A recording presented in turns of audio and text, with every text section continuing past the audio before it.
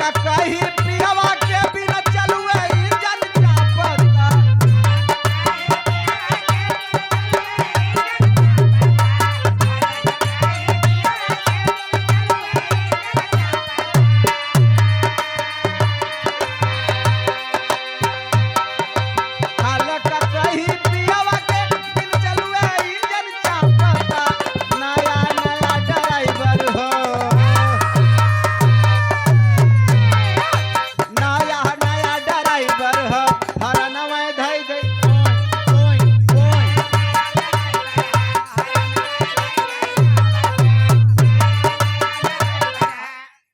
यह कुल गाना नहीं गाई हम पत्रकार जी तो तोहरे फरमाइश पे आई गया कि जहां जहां पंडाल में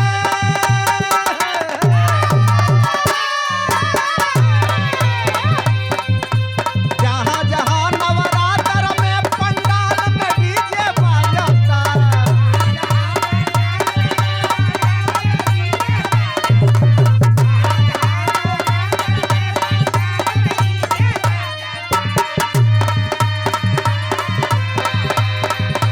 जहां जहां नवरात्र में पंडाल में डीजे बजता नई नई भौजाई हो नई नई भौजाई हो चुनरिया अरे नहीं भौजाई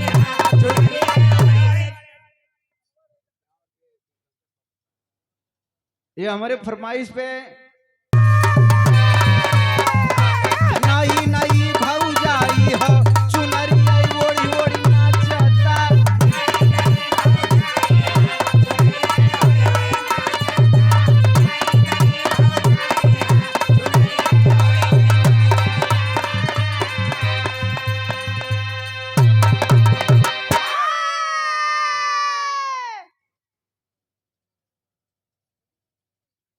रोज नया नया गाना आवत बा और एक बीरस का बिरहा गावे के हो कम समय में फिर नंबर वहर के देखो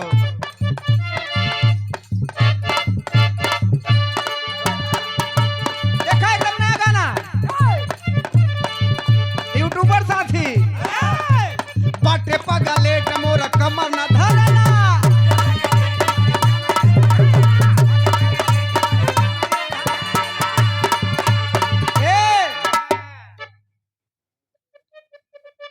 आदरणीय स्वर्गीय मुकुंदलाल यादव दादाजी के खानदान का चिराग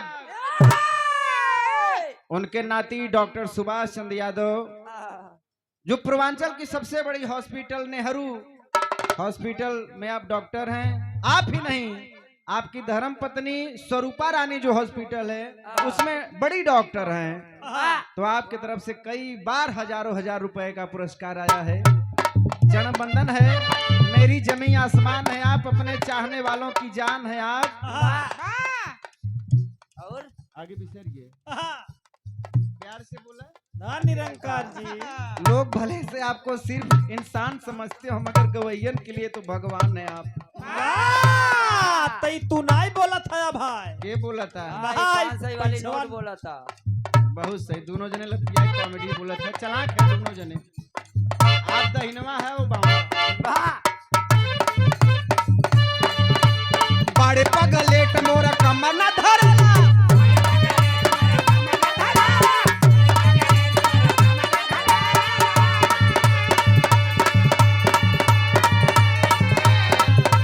सोरा हो सिंगार करी तब न मरेला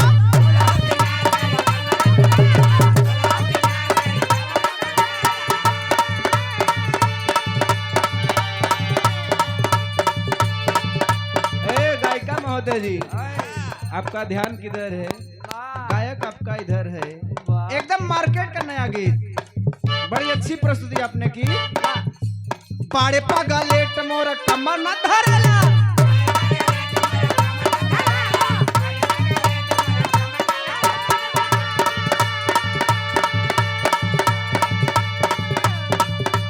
सोरहो सिंगार करी तब न मारेला